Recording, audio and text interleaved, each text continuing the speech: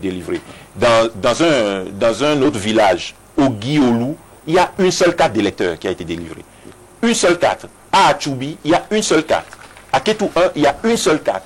Et vous avez des endroits... Bon, comment considérez-vous qu'une seule personne puisse aller voter dans un bureau de vote? Et donc, je considère que ce sont des insuffisances et qu'il faut corriger assez rapidement. Et donc, la distribution des cartes d'électeurs ne se passe pas encore tout à fait normalement, la loi a prévu combien d'électeurs par bureau de vote? Je n'ai pas le chiffre exact, mais ça doit tourner. Et dans certains bureaux de vote, vous avez 150 électeurs, dans d'autres bureaux de vote, vous avez 100 électeurs, ainsi de suite. Mais je n'ai pas le chiffre exact en tête. Mais cela dit, le problème, ce n'est plus maintenant le nombre de bureaux de vote, le nombre d'électeurs dans les bureaux de vote. Le problème, c'est dans la distribution des cartes d'électeurs. Et ça me permet de lancer un appel à la population. Il faut avoir la patience, n'est-ce pas? Il faut attendre. Il faut pas se mettre en colère inutilement et renoncer à prendre sa carte d'électeur. Il faut revenir et revenir encore. Il faut assurer la présence, la pression de la présence et pouvoir retirer sa carte d'électeur et accomplir son droit. Oui, mais dans le débat électoral, on ne voit pas, on n'entend plus parler des Béninois de l'extérieur et ça dit que ceux-là sont exclus du vote. En principe, les Béninois sont Béninois un peu partout. Il y a sans doute des difficultés au niveau de la commission politique de supervision dont nous ne mesurons pas l'ampleur. Mais je pense que dans ce qui est en train d'être fait au niveau du Parlement pour prendre en compte certains aspects, certaines personnes qui n'ont pas pu s'inscrire, je crois bien que les Béninois de l'extérieur devront être pris en compte s'ils ne l'ont pas été dans le processus qui a conduit à la mise en place de la LEPI. Je voudrais dire à cet égard que l'un des éléments qui nous permettent de rester en communauté, même en n'étant pas au pays, c'est de prendre part aux différents scrutins.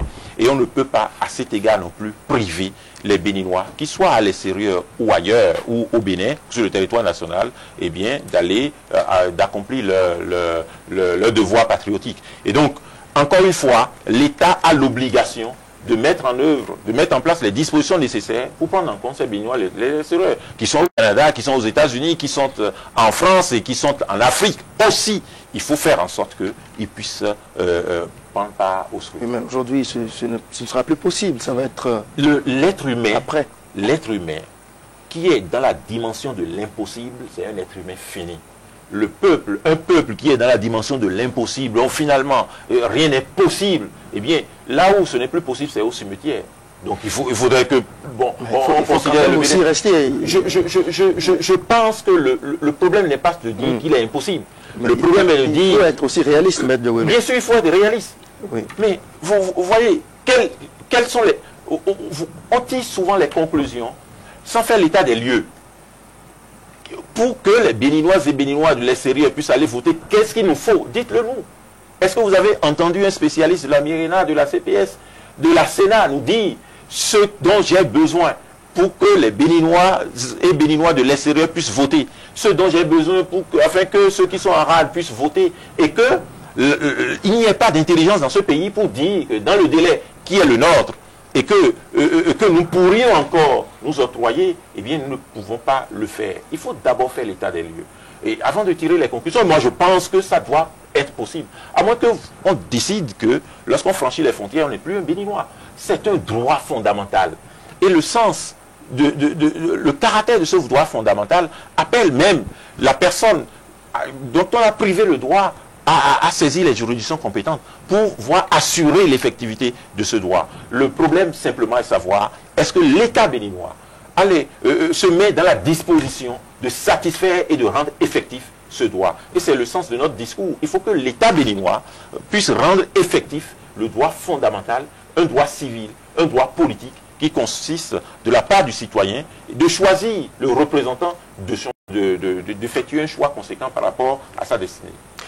On va vous poser à présent la question des téléspectateurs. Elles sont nombreuses, ces questions. Il y en a auxquelles vous avez déjà répondu, mais d'autres sont là et sont assez pertinentes. Il y a par exemple un téléspectateur, M. Diawénou, qui voudrait savoir si, selon vous, les résultats de la LEPI telle que présentée par M. Bruno Amoussou reflète vraiment la réalité?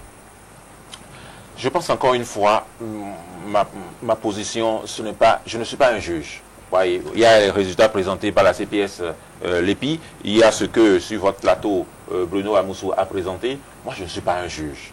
Ce à quoi nous appelons, c'est qu'il y ait un dialogue politique, il a eu lieu. Et qu'il y ait une correction politique, elle aura lieu.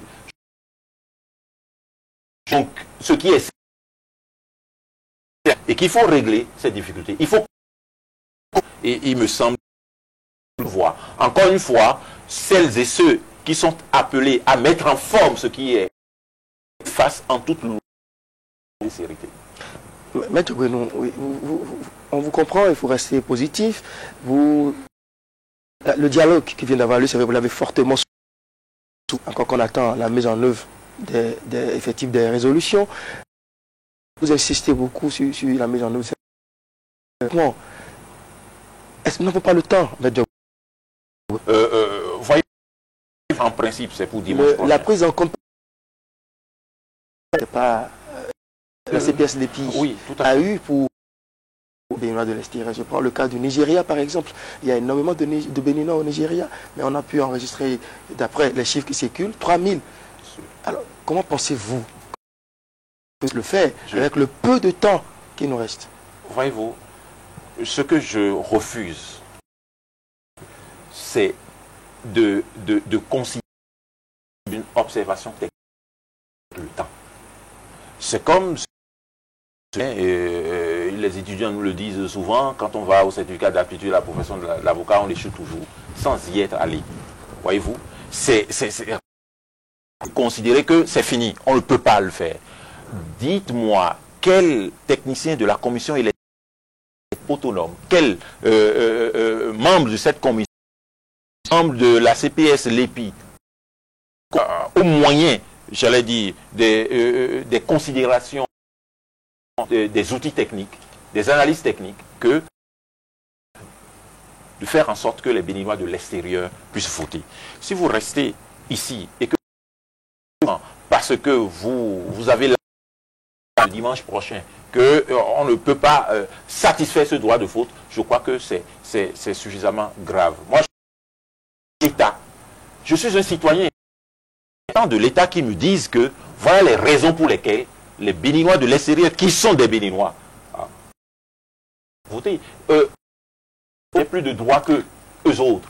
Au nom de quoi, nous qui sommes à l'intérieur, nous avons plus de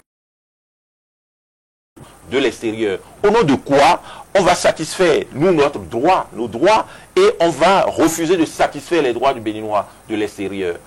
L'extranéité est-elle une infraction parce qu'on est de l'extérieur? Non. Dans quel pays au monde, tous les citoyens continuent? Non, ce n'est pas celui-là.